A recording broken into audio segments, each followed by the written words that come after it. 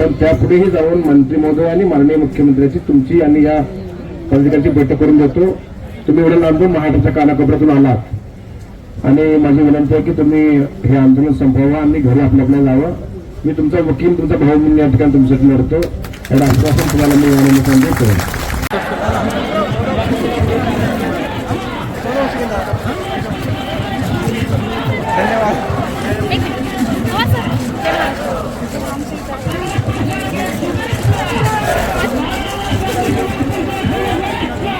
भारत माता की जय, भारत माता की जय.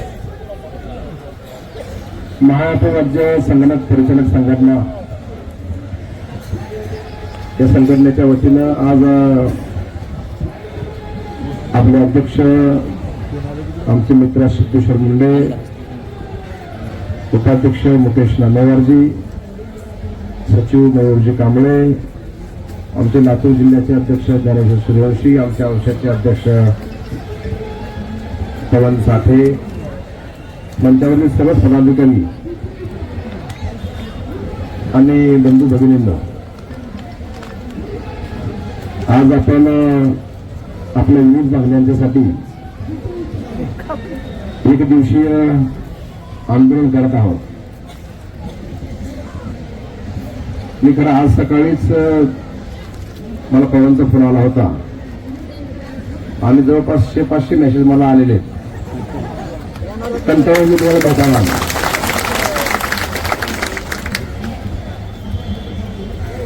आणि तुमच्या मागण्या 3 मागण्या तर एकदम सकारात्मक विचार करण्यासाठी आहेत. त्यावर 2018 मध्ये या अहवालकर समितीने जो शासनाला अहवाल दिला आहे त्या अहवालामध्ये तुम्हाला बाकीच्या बरोबर समकक्ष ठेवायची सूचना त्यांनी सरकारला केली आहे आणि मिनिमम वेजेस द्यायची सूचना त्याच्यामध्ये आहे. तर त्या मागणीसाठी आणि दुसरी महत्वाची मागणी आहे की 14 वर्षापासूनचे संगणक आणि प्रिंटर ते आता खराब झाले तरी नव्याने तुम्हाला देण्याची आवश्यकता आहे. ते तर द्यायलाच पाहिजे, त्यात काय वादच नाही. महिला संगणक परिचालकांना मॅटर्निटी लीव्हचा एक विषय या निमित्ताने तुम्ही सांगितलेला आहे आणि अपघाती विमा आणि आरोग्य संरक्षण कवच वगैरे वगैरे त्याच्या सगळ्या मागण्या आहेत. त्या मागण्या संदर्भामध्ये मी आजच आता इथून गेलो की माननीय ग्रामविकास मंत्री आमचे मित्र जयकुमारजी गोरे साहेब त्यांना भेटतो आणि याच महिन्यामध्ये अधिवेशनाच्या काळात तुमची संघटनेचे मुख्य पदाधिकारी आहेत त्यांच्यासोबत तुमची आणि त्यांची बैठक करून देतो. मला आठवतं की मागच्या काळामध्ये गिरीश महाजन या खात्याचे मंत्री असताना सुद्धा मी आणि मदन येरावार या ठिकाणी आलो होतो आणि त्याही वेळेस मीच तुमची बैठक करून दिली होती. आणि आजही आमचे जयकुमारजी आहेत, जयकुमारजी गोरे साहेबांनी तुमच्या ह्या पदाधिकाऱ्यांची बैठक करून देतो आणि तिथं जो काही ठिकाण नाही सुटला तर माननीय मुख्यमंत्र्यांकडे आपल्याला जाता येईल, त्यात काय एवढी मोठी गोष्ट नाही. पण एकूणच हे सरकार सर्वसामान्यांना सोबत घेऊन चालणार सरकार आहे.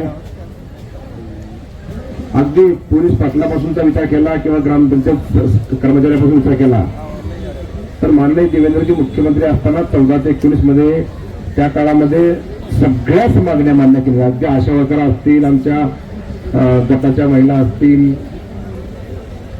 सगळ्यांच्याच आणि एका लेवल आणून ठेवलेलं आहे. पोलीस पाटलांचं सर पोलीस पाटलांनाही विचारा त्यांचं मानधन पहिलं किती होतं आणि भीत त्यांनी 15,000 म्हणले होते, आपण त्यांना 15 देऊन टाकू. आणि तुमची मागणी अतिशय रास्त आहे. सध्या जे मिळणार 10,000 आहे त्यात आणखी 7,000 म्हणजे मिनिमम वेजेस मध्ये बसतात. म्हणून मिनिमम वेजेस ऍक्ट नुसार तुम्हाला ते मानधन मिळायलाच पाहिजे या मताचा मी आहे.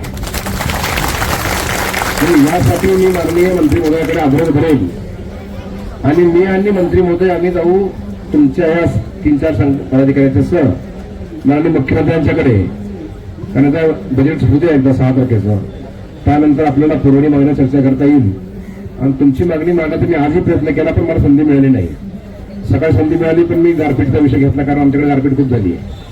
त्यामुळं जेव्हा केव्हा अजून संधी मिळेल मला बोलायची त्यावेळेस मी हा विषय तर विधानसभेमध्ये औपचारिकपणे रेज करतोच, पण त्यापुढेही जाऊन मंत्री महोदय आणि माननीय मुख्यमंत्र्यांची तुमची आणि या पदाधिकाऱ्यांची बैठक करून देतो. तुम्ही एवढं लांबून महाराष्ट्राच्या कानाकोपऱ्यातून आलात आणि माझी विनंती आहे की तुम्ही हे आंदोलन संपवावं आणि घरी आपल्याला जावं. मी तुमचा वकील, तुमचा भाऊ म्हणून या ठिकाणी तुमच्यासाठी लढतो. याला आश्वासन तुम्हाला मी या निमित्ताने देतो आणि या ठिकाणी मला तुम्ही सन्मान दिला, मान दिला, त्याबद्दल आभार मानतो. हे निवेदन घेऊन मी आजच आमच्या जयकुमारजी गोरे साहेबांकडे बसतो. थँक्यू.